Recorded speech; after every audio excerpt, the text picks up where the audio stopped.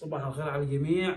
اليوم معنا جزئية مهمة، عايزين نتطرق لها عشان تتكلم عن شخص تتكلم عن أفعاله، مش يقولون يوميا نفس الكلام على الاتحاد على العيسي في بعض الجروبات. أنا أحب الجروبات أكثر من الفيسبوك، لأنه أصبح جو أسري، ونتعارف بعض، نحترم بعض، وما يدخل لك شي واحد قليل الأدب ما يعرفكش يحتك في بك. جزئيات معينة كيف كان يتعامل الاتحاد العيسي بيع وشراء في مباراة الصقر والهلال. اتصل في بي واحد من جنب العيسي الاصحاب يشتي كذا العيسي او كان زعلان من العيسي بشيء، يقول لي كيف علاقتك بشغل؟ قلت له في علاقه اسريه قويه. تحبه؟ قلت له مش قوي، لكن ايش في؟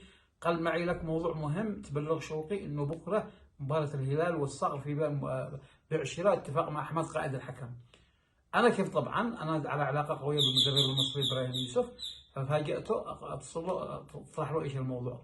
قال ده احلى كلام، انا هقول لك عمل ازاي.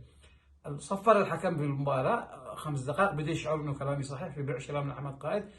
دخل لنص الملعب والمباراه تمشي، يحلف احمد قائد باولاده بكل شيء بضميره، قال له انا عارف اللي حصل البارحه وانت مضطر انك تفوت المباراه وكذا كذا. احمد قائد بعدها ما قدرش يعمل اي حاجه، ارتبك وكانت المباراه التعادل.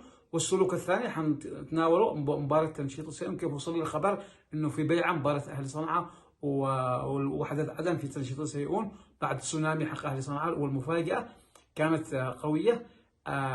وانور عاشور قلب الطاوله على الكل انه كان البطوله لازم تكون لعيدروس العيسي وسمعويه اللي حضروا بنفسهم، وابو علي غالب كان مشارك بالمسرحيه. شكرا.